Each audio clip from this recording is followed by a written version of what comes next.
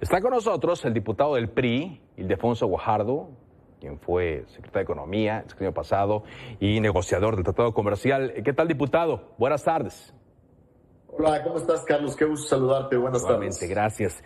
Decía el presidente hoy, citando a Jesús Seade, que de acuerdo a Jesús Seade no hay ninguna violación al tratado con la modificación a estas leyes. ¿Usted que negoció lo ve así? Pues habría que revisar las declaraciones de Jesús Seade el día que cerramos la negociación en Washington el 27 de agosto, donde a pregunta expresa de los medios en la Embajada de México, dijo Jesús Seade que el presidente en público y en privado había dicho que no tenía en sus planes modificar el marco sobre energía y electricidad promovido por la reforma del 2015. O sea, yo fui testigo de primera fila y vi cuál fue la intervención de Jesús Seade, a quien en ese caso le dimos toda la autoridad para que se pusiera de acuerdo en el capítulo de energía, y él más que nadie está consciente de los compromisos transversales que hay en cómo se regulan los monopolios estatales, de cómo se debe de proteger la competencia económica en favor de los consumidores de electricidad, de cómo es importante conservar obviamente nuestros compromisos en el capítulo de inversión. Y entonces eso de que Jesús Seade diga que nada de lo hecho es violatorio, pues realmente se puede confrontar con sus mismas palabras el día que él mismo declaró cuando cerramos la primera parte de la negociación. Bueno, ahora pues ya se había anticipado, diputado, que y podría haber estas controversias y que los mecanismos considerados dentro del tratado podrían utilizarse. Aquí, pues, ¿cuál serían o cuál podría ser el argumento del gobierno de México dentro de estos paneles que se van a formar? Fíjate, siento que el presidente no tiene mucha precisión, porque cuando esta mañana decía que esto simplemente es resultado de los cabildeos de Iberdrola, pues para empezar Iberdrola ni siquiera está dentro de este reclamo. O sea, es una empresa española y lo que está posicionando el gobierno de Estados Unidos pues es el cambio de reglas de juego para sus empresas y cómo se está obstaculizando la competencia en México y favoreciendo las energías sucias. En ese sentido, yo creo que eso es lo primero que hay que aclarar, ¿no? Y hay que también, Carlos, ser muy precisos. Fíjate que el presidente había iniciado un diálogo con participación del embajador Salazar, donde estuvieron yendo frecuentemente a Palacio Nacional un grupo ampliado de empresas americanas a negociar directamente con el presidente y parte de su gabinete. Ese tipo de negociaciones estaban tratando de persuadir a las empresas, pues de darles dulces en otros apartados para que no demandaran a México vía el panel inversionista Estado, vía el capítulo inversionista Estado. Pero esta demanda va más allá. Esta demanda es una demanda Estado-Estado.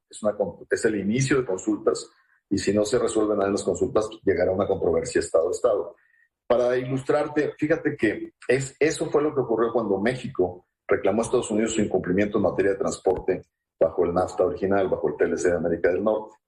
Y ahí les ganamos el panel y les impusimos aranceles por los montos del daño ocasionado, lo que ocasionó que Estados Unidos finalmente cediera a llegar a un acuerdo con México. ¿Qué quiere decir esto? Que las consecuencias de perder este panel no las van a pagar el gobierno mexicano, las va a pagar los exportadores mexicanos, porque Estados Unidos tendría derecho a imponer aranceles contra la exportación de productos agrícolas, contra la exportación de manufacturas mexicanas, en el monto equivalente al daño ocasionado. Entonces esto es muy grave, porque esto va a lesionar la generación de empleos en México. Va a lesionar la generación de empleos en México.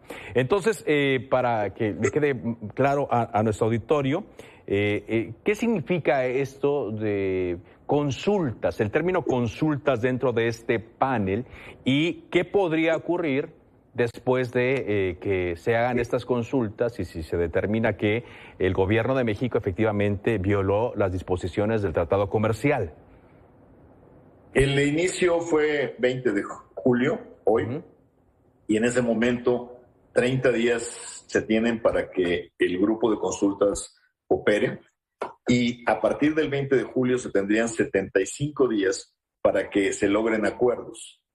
de no lograrse acuerdos en esos 75 días, que son aproximadamente 2 meses y medio, que nos llevaría prácticamente a, sería julio, agosto, septiembre, a octubre, el gobierno estadounidense tiene el derecho de solicitar la instauración de un panel, donde se escogerían un árbitro estadounidense por parte de ellos, un árbitro mexicano por parte de nosotros y un árbitro neutral del pool de árbitros que se ha constituido para el TEMEC. Una vez constituido el panel, se tendrían alrededor de 150 a 180 días para que este panel recabe todo y llegue a sus conclusiones y se dé una deliberación. Esto quiere decir que las consecuencias, y aún cuando se emita la deliberación, se le da un tiempo de 45 días al gobierno mexicano para que haga los ajustes y cumpla. Y si no cumple, se establecerían aranceles. ¿Qué quiere decir? Que si no llegamos a acuerdos, ni en consultas, ni en panel, ni en recomendaciones del panel, el castigo podría estar llegando en un año. Muy bien. Aranceles a México por parte de los dos países, de Estados Unidos y de Canadá. En este caso se está sumando Canadá porque también está reclamando violaciones a empresas canadienses que están establecidas en México. Bueno, entonces digo, no es un mecanismo nuevo, ya se ha utilizado. Ahora será bajo estas reglas del tratado México, Estados Unidos y Canadá. La ventaja es que ese mecanismo, después de que les ganamos a los americanos, ellos lo neutralizaron de alguna manera, porque había una deficiencia para el nombramiento de paneles. En la negociación del TEMEC, como es un mecanismo muy importante para países como México, nosotros agilizamos el nombramiento de paneles para poder lograr este objetivo. Y entonces ahora es un mecanismo que funciona. En este caso, tenemos que defender estas acusaciones que sin duda tienen varios problemas serios en diferentes capítulos del tratado. Entonces si caben dentro del tratado, lo que nos dice es un mecanismo que ya se había utilizado, nos ha explicado, y ahora pues entonces estará en que cada gobierno, cada representación del gobierno de México, Estados Unidos y Canadá ponga sus argumentos sobre la mesa. Sí, y los panelistas pueden llamar a expertos y pueden llamar a empresarios. Y en este caso, acuérdate, el país que está presentando la queja defiende a sus inversiones, pero las mismas consecuencias están sufriendo los inversionistas mexicanos en estos temas. Entonces pueden llamar también a declarar a inversionistas mexicanos que están sufriendo las mismas consecuencias, pero que debido a que son nacionales, ellos no tienen otro recurso más que el aparato de justicia mexicano. Los inversionistas extranjeros pueden utilizar este tipo de arbitraje internacional. Bueno, pues veremos qué sucede de aquí a octubre. Gracias por darnos información. Muy amable, diputado. Gracias por la invitación, Carlos. Hasta luego.